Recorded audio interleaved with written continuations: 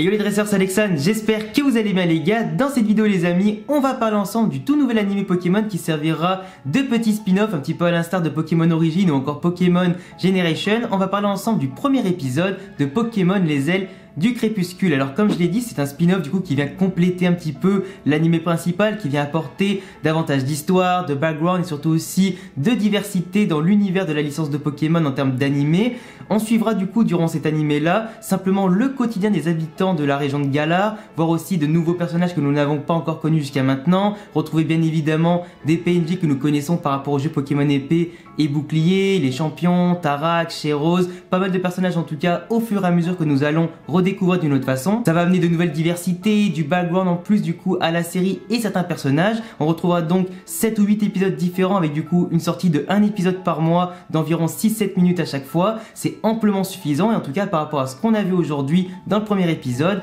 on voit clairement en tout cas que par rapport à la nouvelle patte graphique qui a été amenée, qui avait déjà été teasée à l'époque par un petit dessin, et bah franchement ça passe super bien, c'est 100% validé, c'est nickel, c'est fluide, les personnages en tout cas sont super bien représentés, super bien faits. On a envie pourquoi pas d'en voir davantage, que ce soit notamment les villes, que ce soit davantage de personnages que nous connaissons par rapport au jeu et tout ça. Il y a beaucoup de travail qui a été fait pour apporter une patte graphique différente par rapport au nouvel animé de Pokémon 8G. Ça rend du coup le tout encore plus agréable à l'œil et franchement je trouve ça quand même limite dommage qu'ils aient pas pris ce design là pour la nouvelle série principale. Dans cet épisode là on va suivre du coup deux petits garçons qui s'appellent d'un côté John et l'autre Timmy, qui sont des enfants malades, qui vivent à l'hôpital et qui forcément ont besoin de soins, qui sont donc hébergés là-bas en toutes circonstances. On a les deux garçons qui sont très fans de Pokémon et surtout de combat Pokémon, qui rêvent sûrement aussi d'être dresseurs, de parcourir le monde pour en capturer un maximum, devenir plus fort et pourquoi pas le maître Pokémon du monde. Ils sont tous les deux en train de regarder un combat Pokémon à la télé opposant Tarak, bien évidemment le maître de la ligue que vous connaissez tous, de la ligue de Galar, face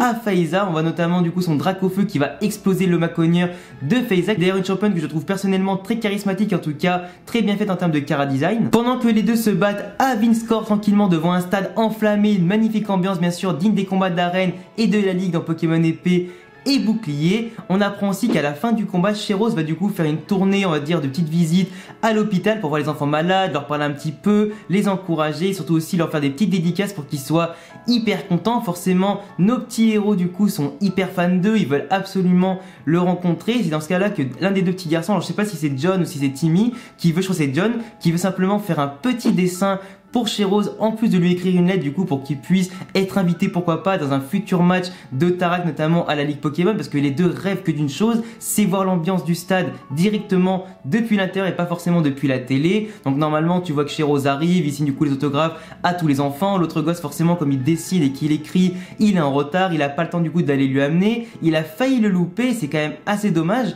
Et d'ailleurs ça nous permet de voir quelques Pokémon et quelques clins d'œil à la série, comme le fait que par exemple Cheros et Liv du coup, donc c'est un assistante, vont partir avec le Corvalus qui sert de taxi Pokémon. Je trouve ça hyper bien fait et franchement dans l'épisode quand je vois le Corvalus comme ça en grandeur nature et qui sert aussi de taxi et tout ça, et son intervention à un moment pour sauver le petit garçon quand il tombe dans les pommes à court de forme, du coup ça a encore plus donné envie dans la vraie vie d'avoir un Corvalus, tellement c'est utile, tellement ça a la classe et tellement c'est plein de charisme, tu vois. Du coup t'as le petit garçon qui se met à cavaler, qui arrive finalement sur le rooftop du coup de l'hôpital. T'as du coup Cheros avec quelques matières turbulences dans l'avion, enfin dans le taxi pardon, il a vu qu'il y avait un petit garçon sur le rooftop, il a demandé à faire demi-tour, du coup il a pu lui parler un petit peu, le Corvalus l'a empêché de tomber par terre, du coup il a clairement vu que les Pokémon lui venaient naturellement en aide, en tout cas qu'il avait un bon contact avec les Pokémon. C'est pour ça qu'à la fin il lui dit que tu seras un bon dresseur, parce que si les Pokémon t'aiment bien, c'est qu'il y a une raison, c'est qu'ils ressentent de la force en toi, de la bonne humeur, de la joie. Donc peut-être que le petit en question aura peut-être plus tard un grand avenir en tant que dresseur. Mais c'était hyper touchant quand même, tu vois, le petit garçon il est tout gêné, il sait pas trop quoi dire, il sait pas trop quoi faire. Finalement la lettre finit toute seule avec le vent, et quand il était tombé par terre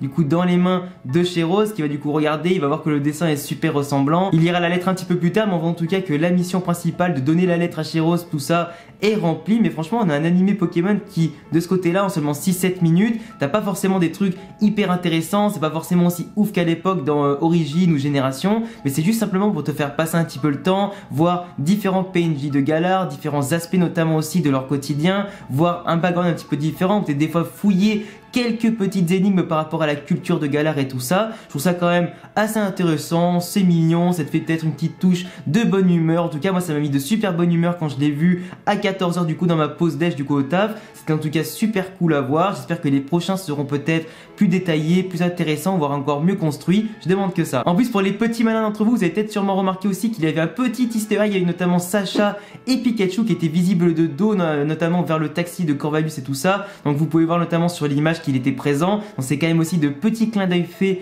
par la production qui sont quand même bienvenus, qui font kiffer et qui font toujours une petite différence à la fin. Et en tout cas l'épisode se conclut avec du coup une vision sur tous les champions qui sont super bien faits, les paysages pareils sont super bien faits, la petite OST qui va bien derrière avec aussi Nabil du coup qui est avec son petit mouton, Tarak bien sûr à la fin et sa petite hyperbole dans la main pour faire la différence. On a vraiment un épisode de qualité, c'est sympa, c'est mignon, il n'y a pas grand chose à dire, on prend notre pied et c'est le principal. Donc voilà les gars, en tout cas j'espère que cet épisode vous a plu. Si c'est le cas en tout cas dites-le moi en commentaire. Vous aurez bien sûr dans la description le lien de la version anglaise sous-titrée français parce que nous pour les français nous n'avons que ça. Du coup je vous le mets en description pour que tu puisses aller voir l'épisode et bien sûr voir ma review.